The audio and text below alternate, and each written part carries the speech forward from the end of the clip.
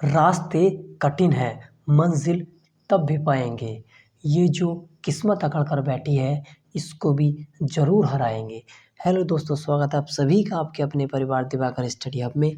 दोस्तों, इस वीडियो में हमने बहुत ही महत्वपूर्ण टॉपिक को डिस्कस करेंगे। टॉपिक का नाम है महात्मा गांधी। महात्मा गांधी जी से जितने भी इम्पोर्टेंट क्वेश्चन बन सकते हैं, सारे इस वीडियो में हम डिस्कस करेंगे और साथ ही एक्स्ट्रा फैक्ट भी जानेंगे। तो अगर आपने ये वीडियो पूरा देख लिया तो इस टॉपिक से आपका एक भी क्वेश्चन आने वाले किसी भी एग्ज़ाम में कभी गलत नहीं होगा। वीडियो शुरू करने से पहले अगर आप चैनल पर नए हो तो चैनल को सब्सक्राइब करना, वीडियो को लाइक करें और अपने प्यारे दोस्तों में शेयर करें। चलिए वीडियो की शुरुआत करते हैं। महात्मा गांधी जी का पूरा नाम क्या था? तो आपको बता दें, मोहनदास करमचंद गांधी महात्मा गांधी का पूरा नाम था। इनके जन्म की अगर बात करें तो 2 अक्टूबर 69 में इनका जन्म हुआ था। यह भारत के एक क्रांतिकारी के रूप में इन्होंने जन्म लिया। इनके पिता की अगर बात करी जाए तो करमचंद गांधी इनके पिताजी का नाम था और माता का नाम इनका पुतलीबाई था। चलिए आगे बढ़ते हैं। बात इनके पर्सनल लाइफ की अगर की जाए तो इनकी शादी 1883 में कस्तूरबा के साथ कर दी गई।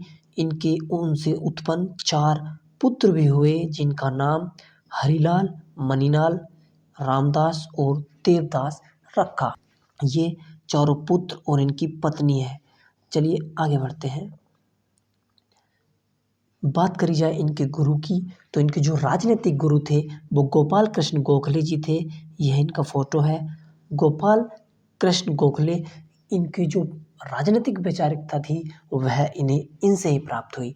बात कर जाए महात्मा गांधी के आदर्श वाक्य की तो सादा जीवन उच्च विचार महात्मा गांधी जी का सादा वाक्य था।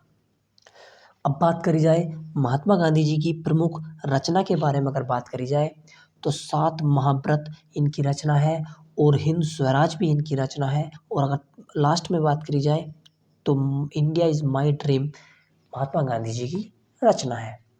अब बात करी जाए महात्मा गांधी जी के उपनामों के बारे में तो राष्ट्रपिता भी इन्हें कहा। राष्ट्रपिता, बापू, अर्धनग्न फकीर भी इनको कहा जाता है। चलिए आगे बढ़ते हैं। अब बात करी जाए इनके समाचार पत्र की तो गांधी जी ने कुछ समाचार पत्र का भी विमोचन किया। तो देखते हैं वो पत्र, समाचार पत्र कौन से थे। चलिए आगे बढ़ते हैं।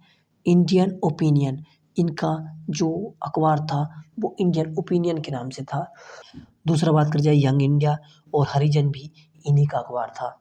बात करी जाए पहला आश्रम के बारे में तो इन्होंने फिलिनिक्स आश्रम जो दक्षिण अफ्रीका में स्थित है, पहला आश्रम इन्होंने स्थापित किया। बात करी जाए इनके दूसरे आश्रम की यानी कि भारत में जो प्रथम आश्रम था तो वह साबरमती आश्रम गुजरात में स्थित है।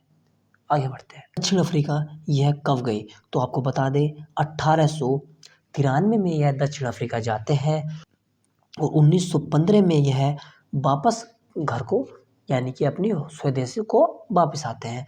इनके जो 9 जनवरी को वापसी की भारत में तो उसी में भारतीय प्रवासी दिवस के रूप में मनाया जाता है। चलिए आगे बढ़ते हैं। बात करी जाए इनके जो महत्वपूर्ण कार्य के अगर बारे में बात करी जाए तो इन्होंने बहुत ही महत्वपूर्ण कार्य किए हैं। जो देश के सारा सबसे लीडरशिप का जो कार्य किया है वो महात्मा गांधी जी के द्वारा हुआ है। तो आपको बता दें 1916 में साबरमती की स्थापना की। यह भारत का पहला और इनकी जो द्वारा किया गया दूसरा स्थापना थी। पहला इन्होंने फिलीपींस बताया मैंने आपको। बात करी जाए 1917 में इन्होंने बिहार में चंपारण सत्याग्रह का भी भाग लिया, अर्थात इनके द्वारा ही यह आंदोलन की शुरुआत हुई। 1894 में दक्षिण अफ्रीका में नटाल कांग्रेस की स्थापना भी इन्हीं के द्वारा की गई। साइमन कमीशन का विरोध के द्वारा किया गया।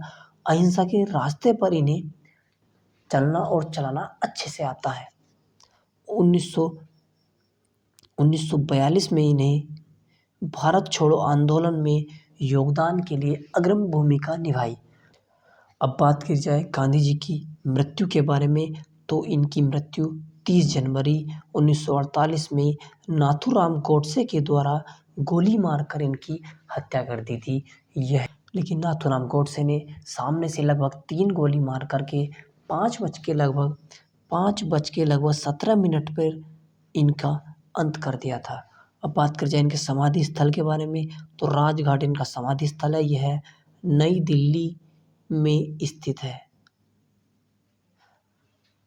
अगर आपको इस वीडियो से थोड़ी बहुत नॉलेज मिली हो तो इस वीडियो को लाइक करना, चैनल को सब्सक्राइब करना। चलिए, वंदे मातरम। जय हिंद, जय भारत।